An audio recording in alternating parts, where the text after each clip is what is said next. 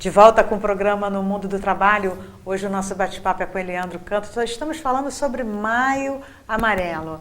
E dentro dessas estatísticas aí, o grande vilão hoje é o celular. É um dos grandes vilões. O celular realmente tem causado um número enorme de acidentes. Nem todos os acidentes graves, né? A maioria deles são pequenos acidentes, mas que causam transtorno no trânsito, prejuízo financeiro a todo mundo, né? Porque quando você tem um grande engarrafamento por causa de um acidente pequeno, você está causando um prejuízo para todo mundo, né? A sociedade em geral está pagando por isso.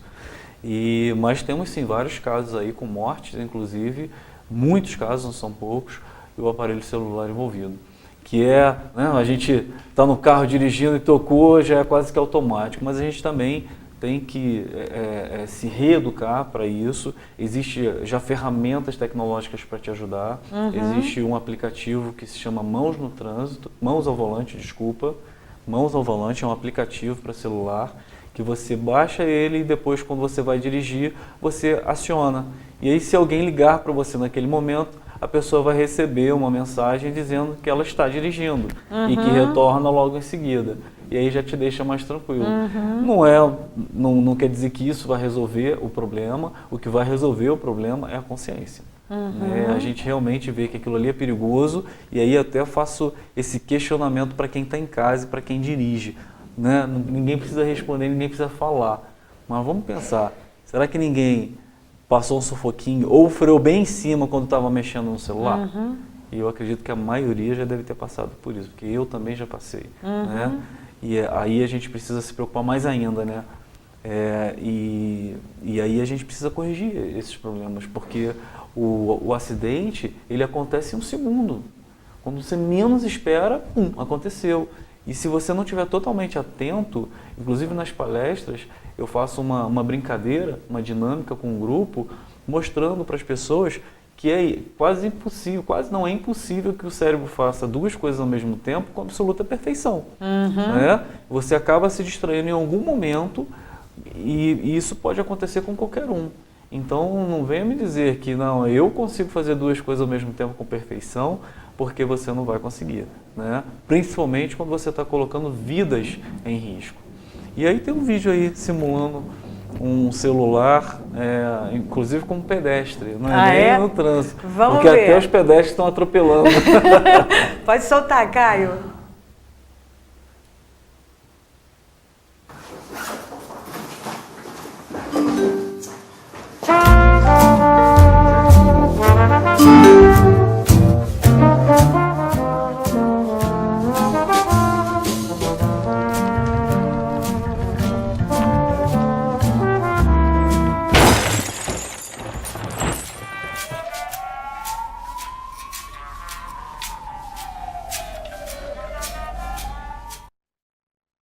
Legal. Mais um vídeo aí educativo do Maio Amarelo.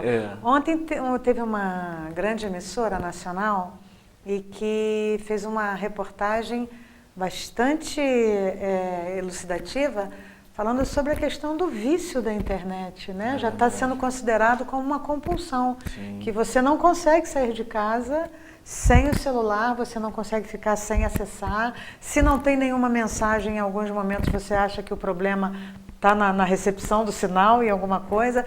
Testemunhos dizendo de pessoas que saíram de casa 2 horas da manhã para colocar crédito no celular para poder ter acesso à internet.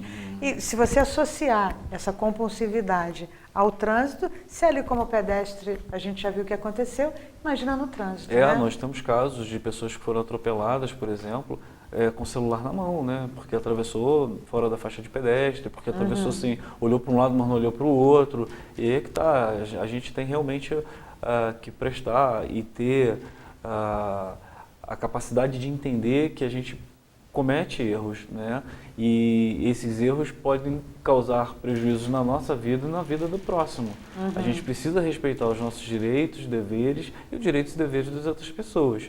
O celular hoje é um equipamento que você precisa. Sim, realmente... a tecnologia está aí para nos auxiliar, sem dúvida. Exatamente. Mas tudo com excesso é ruim, né, Rita? Tudo. Quando você utiliza demais, você acaba comprometendo outras coisas por causa daquele objeto em si, ele é prejudicial à saúde, vamos dizer assim. Né? Então, acho que tudo tem que ser... a gente precisa aprender a lidar com as novas tecnologias. Tem muita coisa, por exemplo, e aí a gente coloca também o Clubinho Salva-Vidas nessa jogada. Eu já ia te perguntar. Sobre ele. Porque muitas pessoas, quando surgiu a ideia de começar o Clubinho Salva-Vidas, começou essa ideia do meu filho, né, que veio falando, pai, por que você não desenvolve alguma coisa para as crianças? E aí nasceu o Clubinho Salva-Vidas, a maioria das pessoas que estão em casa já conhece a história, mas a gente começou com jogos, né? Então, por que os jogos? Porque hoje o Brasil é o quarto maior consumidor de jogo do mundo inteiro. Porém, 90% dos jogos são jogos violentos, que interferem diretamente no comportamento dos nossos filhos.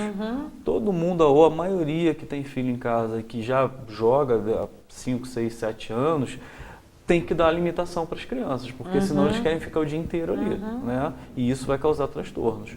E a gente pensou em fazer uma coisa diferente. Então a gente fez sim um portal de jogos educativos, onde as crianças vão aprender regras de trânsito, cidadania, meio ambiente, de forma educativa. Agora, o diferente do Clubinho Salva-Vidas, dos outros jogos, é que a gente não quer ficar conhecido porque a gente criou um jogo.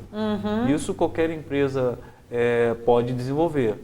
O que nós estamos tentando fazer é que o nosso portal, que o nosso projeto, ele vire uma ferramenta de trabalho para as escolas, para as instituições e até para os pais em casa. De que forma? Bom, a escola ela trabalha o trânsito. O mês de Maio Amarelo, por exemplo, que é focado na educação no trânsito. Ela pode ir depois para a sala de informática, ao invés de ficar mexendo enfim, na internet com coisas que não são educativas, elas vão levar as crianças para a sala de informática para brincar no Clubinho Salva-Vidas com o tema trânsito, com jogos de trânsito. Trabalhou o meio ambiente. Depois pode ir para a sala de informática e trabalhar com joguinhos de meio ambiente, onde as crianças vão estar aprendendo ao mesmo tempo que estão se divertindo. E é comprovado, isso é estatístico. Nos Estados Unidos, nos países mais desenvolvidos, eles já fazem esse tipo de procedimento. Não existe ainda no Brasil, com certeza não, fora do país, eu também acredito que não, porque até hoje eu não vi, produtos como o nosso, que são trabalhados na cidadania, no meio ambiente, no trânsito. O que existe hoje são jogos de matemática, de português, de inglês, de história, que já é usado dentro das escolas para poder ensinar as crianças de formas diferentes. E é aquilo que a gente estava falando da tecnologia. A tecnologia tem muita coisa ruim, né? Mas se a gente souber selecionar o que é bom para nós e para os nossos filhos, tem muita coisa boa. Então a gente pode usar sim essa ferramenta para educar. E esse é o nosso sonho. E a gente já tem algumas escolas usando o nosso portal como ferramenta de trabalho, ferramenta de estudo das crianças. E esse é o grande diferencial. Talvez isso é que tenha feito o Clubinho ganhar todos esses concursos, né? Ser convidado para apresentar o projeto na Inglaterra. Por quê? A gente sabe que o problema não é um problema pontual na nossa cidade, no nosso município, no estado ou no Brasil. Isso é um problema no mundo inteiro. Né? No mês passado, a gente teve 2 grandes mudanças no nosso portal. Eu convido todos que estão em casa assistindo, que tem criança, para acessar. Um deles a gente colocou um portal agora em 2 idiomas. Então, quando a pessoa entra lá, ela pode escolher o idioma inglês ou português. Olha que bacana. Porque a gente percebeu que tem outros países acessando o nosso portal. Não é só o Brasil, não é só o nosso município. A gente tem, inclusive, o maior estado, vamos dizer assim, que acessa o nosso portal é São Paulo. Né? A gente nunca foi lá. Eles estão achando a gente pela internet de alguma forma, estão achando, mas é hoje o estado que mais busca lá o Clubinho Salva-Vidas. Os maiores acessos são em São Paulo. Não é nem no Rio de Janeiro. E a gente tem vários outros países acessando também. Então a gente percebeu que a gente precisava também ter um idioma universal. Então a gente colocou lá o inglês, que é um dos mais, né? Talvez o mais falado no mundo todo. E isso fez com que o nosso número de acesso aumentasse. Sem dúvida. Né? E a gente tem, por exemplo, lá algumas novidades como músicas. Agora as crianças podem jogar ouvindo as músicas educativas. São 15 músicas autorais que temos lá. Tem muita coisa boa acontecendo, né? Tem vídeos também educativos. Se as pessoas digitarem no YouTube o Clubinho Salva-Vidas, vão ver lá vários vídeos educativos. A gente tem, por exemplo, um vídeo da água que a gente colocou no Facebook agora recentemente, e a gente teve 700 mil acessos. Isso eu estou falando 700 mil acessos em aproximadamente 15 dias. Então, Puxa para a vida. gente foi uma surpresa gigante. E talvez foi assim, uma coincidência, mais ou menos coincidência, mais ou menos pensado, que a gente já tinha esse vídeo pronto, falando sobre a importância da economia de água, o que a gente pode fazer, o que as crianças podem fazer para ajudar. E era o mês de abril, então dia 22 de abril foi o dia da água. Então a gente colocou lá e a gente teve muitos compartilhamentos de professores falando que ia utilizar esse videozinho nas escolas. Então hoje a gente está criando ferramentas de verdade educativas para crianças a partir de 1 ano de idade até os 7, 8 anos de idade.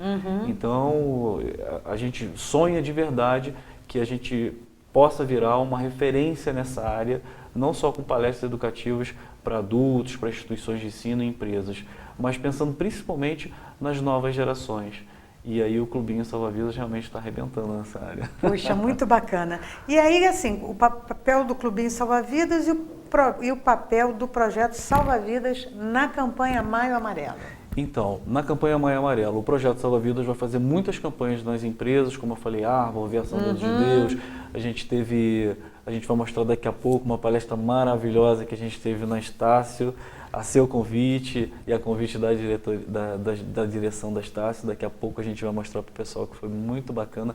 Eu confesso para você que quando eu cheguei na Estácio e vi aquele laço amarelo, eu fiquei muito feliz, Rita, porque é um trabalho muito difícil de fazer, muito difícil. Poucas pessoas valorizam o que a gente faz, porque na maioria das vezes as pessoas não acham que vai acontecer com ela. E quando a gente vê uma instituição inteira apoiando, não só com aquele laço lindo, mas todos os alunos, todos os professores usando o laço amarelo, olha, foi de emocionar.